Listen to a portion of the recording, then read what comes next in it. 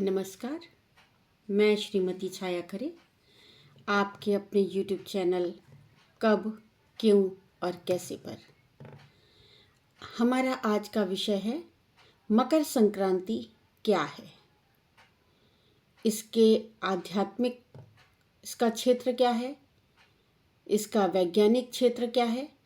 तो आज हम लोग का विषय है मकर संक्रांति क्या है। भारत त्योहारों का देश है। यहाँ हर पर्व के लोग केवल जो हमारा पर्व है यहाँ का केवल उत्सव नहीं होता, बल्कि जीवन को सही दिशा देने वाला संदेश होता है। मकर संक्रांति भी एक ऐसा ही महान पर्व है जो हमें अंधकार से प्रकाश की ओर ले जाता है, अज्ञान से ज्ञान की ओर और आलस्य से जागरण की ओर ले जाता है। जहाँ सूर्य की चाल बदलती है वहीं मानव जीवन की दशा बदलती है। मकर संक्रांति वह दिन है जब सूर्य धनु राशि से निकलकर मकर राशि में प्रवेश करता है। इसी दिन से सूर्य उत्तर दिशा की ओर बढ़ने लगता है, जिसे उत्तरायण कहते हैं। यही कारण है कि इसे खिचड़ी, पोंगल, लोहड़ी, उत्तरायण, बिहू इन जैसे नामों से पूरे भारत में मनाया जाता है। क्यों मनाया जाता है, इसका वैज्ञानिक कारण क्या है। इस दिन से दिन बड़े होने लगते हैं, रातें छोटी होने लगती हैं, ठंड धीरे धीरे कम होने लगती है। अभी तक बेतहाशा ठंड पड़ रही थी। शरीर की रोग प्रतिरोधक शक्ति बढ़ने लगती है। कृषि से जुड़ाव अगर देखें तो यह फसल कटाई का समय होता है।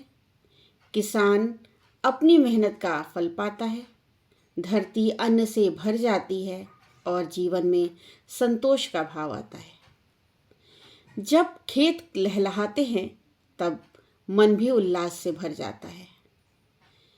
अब बात करें कि मकर संक्रांति मनाई कैसे जाती है। तो इसका सुबह से शुरू हो जाता है स्नान दान, प्रातः गंगा या पवित्र नदी में स्नान, तिल, गुड़, चावल, वस्त्र और जो भी आपकी सामर्थ्य हो वह दान, ब्राह्मणों और जरूरतमंदों को भोजन। इस पर्व का विशेष भोजन है तिल गुड़ के लड्डू और खिचड़ी, चूड़ा दही, पोंगल। यह बाकी तो कहा गया है खिचड़ी के चार यार, घी पापड़ दही अचार। तो आप जितना भी व्यंजन को स्वादिष्ट बना सके अपने स्वादानुसार। आज महीनों भर पहले से बच्चे क्या बड़े भी पतंग जुटाना शुरू कर देते हैं। तो पतंग उड़ाना क्यों है, क्या प्रतीक है। यह प्रतीक है ऊंचाई की ओर बढ़ने का, आकाश को छूने की आकांक्षा और मुक्त जीवन का। यह प्रतीक है पतंग उड़ाना। पतंग नहीं उड़ती, उड़ते हैं सपने खुले आकाश में। अब हम देखें कि मकर संक्रांति का आध्यात्मिक महत्व क्या है।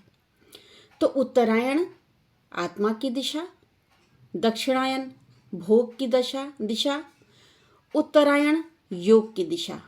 यही कारण है कि भीष्म पितामह ने उत्तरायण में ही देह त्याग किया था। उत्तरायण वह समय है जब आत्मा परमात्मा की ओर चल पड़ती है। यह पर्व हमें सिखाता है जीवन में सकारात्मकता अपनाओ, आलस्य छोड़ो, साधना की ओर बढ़ो, आत्मा को ऊंचा उठाओ। इस पतंग उड़ाने से यह अभिप्राय है। तिल गुड़ का बड़ा महत्व है।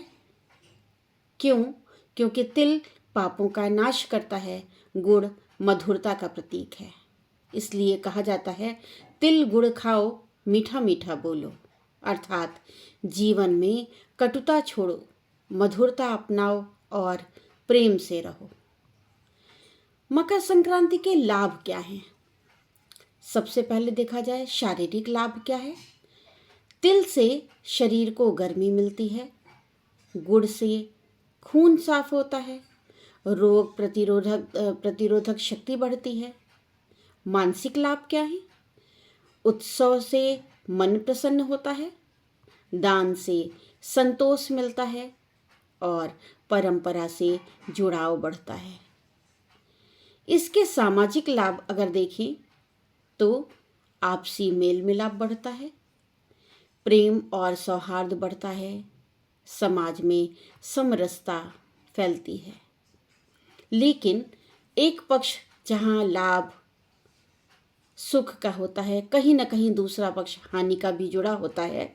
अगर हम सावधानी ना बरतें तो यह पर केवल दिखावे तक सीमित कर दें, अगर जैसे लोग दिखावे तक मतलब सिर्फ दिखाना हो, जैसे अधिक तली भुनी चीज़ें खाने से स्वास्थ्य बिगड़ जाता है, अत्यधिक पतंगबाजी से दुर्घटना हो सकती है, प्लास्टिक की पतंग पर्यावरण को नुकसान पहुंचाती है।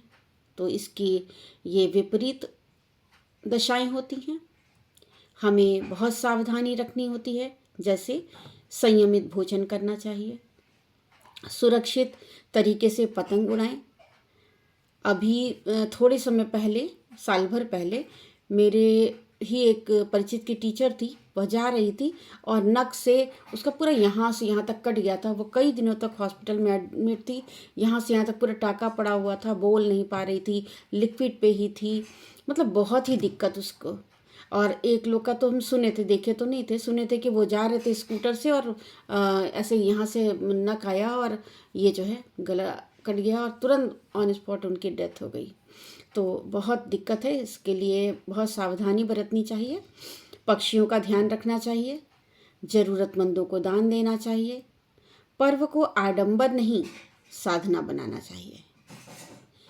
मकर संक्रांति और जीवन दर्शन क्या है? अगर हम बात करें तो यह पर्व हमें सिखाता है, जैसे सूर्य अंधकार से निकलकर उजाले की ओर बढ़ता है, वैसे ही मनुष्य को भी निराशा से निकलकर आशा की ओर बढ़ना चाहिए। मकर संक्रांति केवल मौसम का बदलाव नहीं, यह मन और जीवन के बदलाव का संदेश है। सूरज की चाल बदली है, अब जीवन की राह बदलो। सूरज की चाल बदली है, अब जीवन की राह बदलो। अंधियारे को छोड़ उजाले में अपने सपनों को ढालो। तिल में तप है, गुड़ में प्रेम, दोनों मिले तो बन जाएं नीम। जीवन में मिठास घोलो, हर दिल में विश्वास का बीज बो।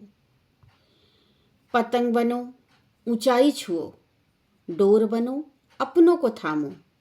जीवन को उत्सव बनाओ, हर दिन को पर्व बनाओ। तो कहने का मतलब है, मकर संक्रांति हमें सिखाती है कि जीवन में परिवर्तन ही स्थायी है। यदि सूर्य अपनी चाल बदल सकता है तो हम भी अपनी सोच बदल सकते हैं। जो सूर्य से सीख गया वही जीवन चमक गया। तो हमको अपने जीवन को जीने के लिए इनसे प्रेरणा लेनी चाहिए, इनसे सीखना चाहिए कि जैसे पतंग ऊंची उड़ती है तो हमें भी अपने आप को ऊंचा उड़ाना चाहिए, अपने विचारों को, अपने सद्विचारों को ऊंचा उड़ाना चाहिए। अब बच्चे जिद करते हैं, तो अगर हम लोग सोचें कि मकर संक्रांति पे पतंग उड़ाना इतना ज़रूरी ही क्यों है?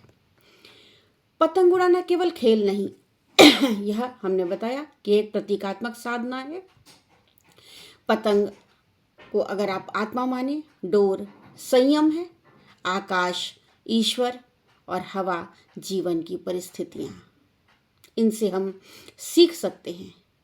जो संयम की डोर थामे रखे वही जीवन की पतंग को ऊंचाई तक ले जा सकता है।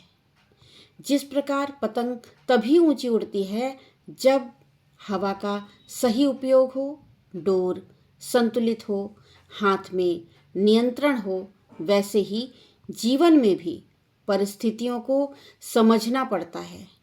हर विपरीत परिस्थितियों में भी अपने आप को एक जगह थामे रखना होता है, संयम रखना पड़ता है और लक्ष्य पे ध्यान लगाए रखना पड़ता है, उस पे अडिग रहना पड़ता है। इसलिए मकर संक्रांति पर पतंग उड़ाना हमें सिखाता है जीवन को ऊंचाई देना। जीवन को हमें ऊंचाई देना है, लेकिन जड़ों से जुड़े रहना है। डोर ऊंची तो पतंग को उड़ाएगी, लेकिन वो डोर हमारे हाथों में होनी चाहिए। सूर्य से जुड़ा जो वैज्ञानिक कारण है, अभी हमने बताया, मकर संक्रांति के बाद सूर्य उत्तरायण होता है, आकाश साफ होता है, ठंड कम होती है, हवा हल्की होती है। यह पतंग उड़ाने के लिए सबसे उपयुक्त समय होता है। साथ ही धूप में खड़े होकर पतंग उड़ाने से शरीर को विटामिन डी मिलता है, जो हड्डियों और रोग प्रतिरोध शक्ति के लिए बहुत जरूरी है। पतंगबाजी छतों पर लोगों को एकत्र करती है। बच्चे बूढ़े साथ खेलते हैं, मन का तनाव कम होता है और समाज में उल्लास फैलता है। पतंगे नहीं उड़ती, रिश्ते जुड़ते हैं। बस पतंग उड़ाने में सावधानी। हर उत्सव तभी सुंदर होता है जब वह सुरक्षित हो। कांच की जो माझे का प्रयोग लोग करते हैं, उसका प्रयोग कदापि नहीं करना चाहिए। हमने बताया तरह तरह के एक्सीडेंट हो जाते हैं खेल खेल में। कभी कभी तो बच्चा पतंग पकड़ने के चक्कर में छत से ही गिर जाता है। एक बच्चा था, टंकी पे चढ़ गया और टंकी का छत कमज़ोर थी और पतंग पकड़ने में आगे गया और नीचे गिरा तुरंत। क्या बताएं। तो कांच की मांझे का प्रयोग ना करें, पक्षियों के लिए जानलेवा है। कई लोग घायल हो जाते हैं, बिजली के तारों में फंस करके दुर्घटना हो जाती है। जो आनंद किसी की पीड़ा बने, वह उत्सव नहीं होता। बच्चों को छत पर अकेला न छोड़ें। छत से गिरने का खतरा है, बिजली के तारों से टकराव हो सकता है, संतुलन बिगड़ने की संभावना होती है। खुले मैदान या सुरक्षित छत पर ही पतंग उड़ाएं। सड़क पर नहीं उड़ाना चाहिए, बिजली के खंभों के पास नहीं उड़ाना चाहिए, पेड़ों के नीचे नहीं उड़ाना चाहिए।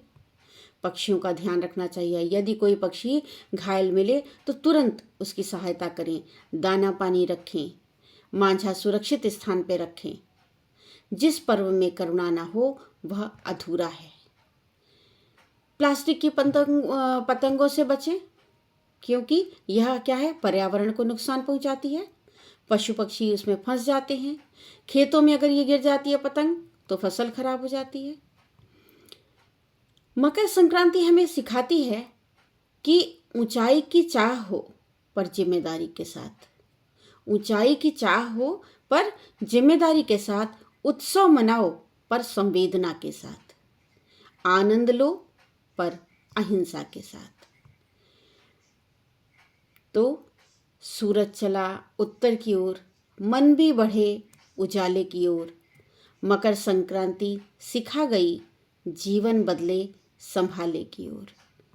तो आज ये था मकर संक्रांति पर, उसकी जानकारी, उसके जुड़ाव, उससे इस पर्व से हमें क्या क्या लाभ है, कैसे हम इस पर्व से आध्यात्म की ओर भी अग्रसर हो सकते हैं, कैसे अपने जीवन में इसके द्वारा सीख ले सकते हैं और क्या क्या सावधानी बरतनी चाहिए जो बहुत ज़रूरी है।